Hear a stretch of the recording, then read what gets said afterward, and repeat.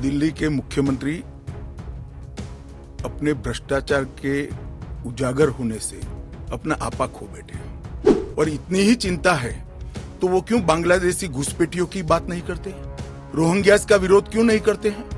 क्योंकि वो vote bank की पॉलिटिक्स कर रहे हैं। सिर्फ जो हिंदू शरणार्थी आए हैं, जो बौद्ध शरणार्थी आए, जो जैन, पारसी और क्रिश्चियन शरणार्थी, इसी का विरोध कर रहे हैं। मैं आपके आलोचक के जो कमेंट्स हैं उनको पढ़ती हूँ और आप बताइए।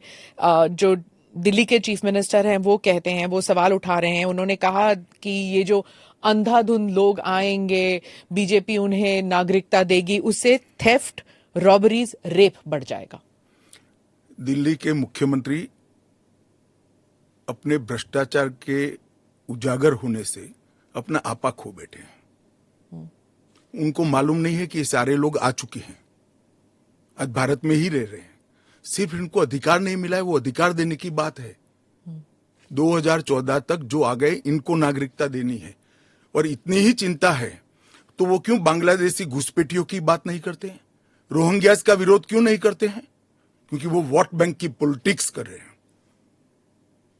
दिल्ली के चुनाव उनके लिए लोहे के चने चबाने जैसे हैं, इसलिए वोट बैंक की पॉलिटिक्स कर रहे हैं।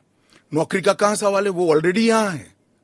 और बांग्लादेशी नौकरी का अधिकार नहीं मार रहे हैं क्या? रोहिंग्यास नहीं मार रहे हैं? इनके लिए तो आप कभी नहीं बोले भाई। सिर्फ जो हिंदू शरणार्थी आए हैं, जो बौद्ध शरणार्थी आए, जो जैन, पारसी और क्रिश्चियन शरणार्थी, इसी का विरोध कर रहे हैं। वो यही कह रहे हैं कि आप अपने नागरिकों को नौकरी नहीं दे पा रहे हैं और इनको स्मिता जी वो पार्टीशन के बैकग्राउंड को भूल गई हैं। शायद उनको जो निराश्रित आए थे, जो रेफ्यूजीज आए थे, इनके परिवार के साथ एक चाय पीनी चाहिए। अरबों खरबों रुपए की संपत्ति छोड़कर रेफ्यूजी बनकर यहां आए थे, दिल्ली के बाजार में सब्जियों की दुकान लगाई थी। मोदी जी ने विभाजन की विभीषिका का दिन मनाकर उसको हिस्ट्री का हिस्सा बनाया है। इन लोगों के मन में संवेदना नहीं है, वो समझते नहीं है वहां धर्म के आधार पर इनके परिवार की महिलाओं का गौरव छीना जाए, अपमानित किया जाए, क्या करेंगे वो? इनकी वेदना हम भी नहीं सुनेंगे।